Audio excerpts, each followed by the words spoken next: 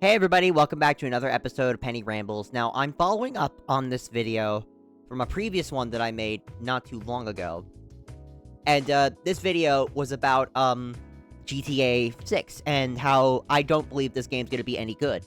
But, given everything that's happened with Rockstar as of late, I feel like a follow-up is kind of necessary. I know, like, I don't want to retread the same ground for too long, but I figured now's a good update to, let you all know what I still think about it with all the GTA shit. And honestly, my opinion has basically been reinforced and solidified at this point.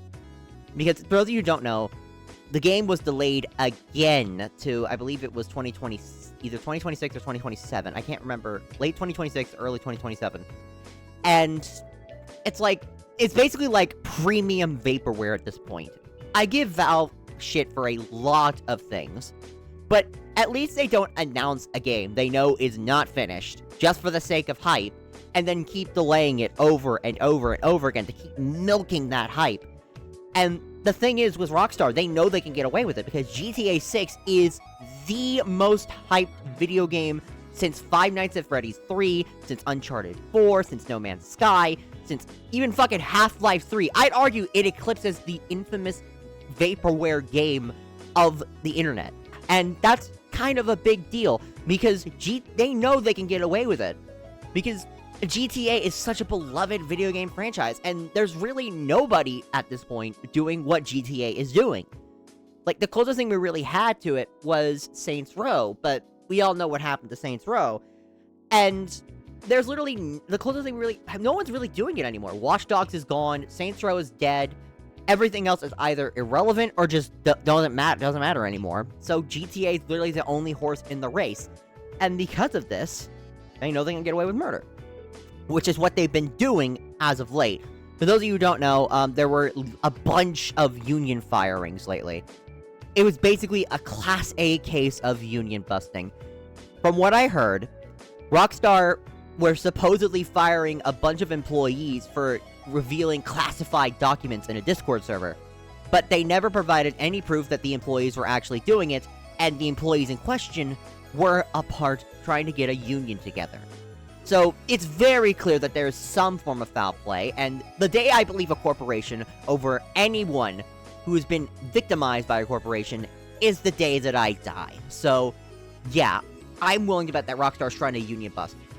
And this has kind of painted Rockstar in a bad light with a lot of people. Like, you would think that, like, you know, them constantly milking GTA would be the thing that did them in. Or the fact that haven't made any good game ever since, like, what, 2017 with Red Dead 2? No, this is what they're done in for. And honestly, I kind of agree with that. Because fuck Rockstar. Rockstar is not the same company they once were. And I kept trying to say this back in, like, 2000, like, back earlier in this year, when, GTA was originally delayed. And it's like, well, how do we know that they're not gonna make the same games? So, why are we placing the exact same amount of faith in them that we did back in 2013, whenever GTA 5 came out, or 2008, whenever GTA 4 came out? They're not the same company. They are far from the same company. And I sound like I'm repeating myself, I know, but, like, this is something we need to emphasize, because I know a lot of people just refuse to admit it, but they are not the same people. They are literally the people they would parody in their older games. And remember, GTA was not their only franchise. They had, like, a bunch of other franchises as well. Manhunt, Max Payne, Bully, Midnight Club, Smuggler's Run, a whole load of other games they could have very easily have made in the process of them making this sort of game. But they have just absolutely refused to let that happen, because, well, GTA Online makes so much money for the company that it's basically financial suicide to shareholders if they don't milk it to the ground. And because of that, they have basically put themselves up shit's creek without a paddle.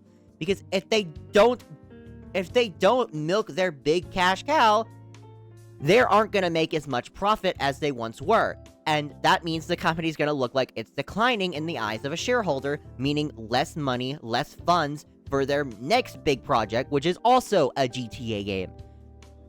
And it's really sad, because, well, Rockstar was once one of the most iconic companies of gaming history.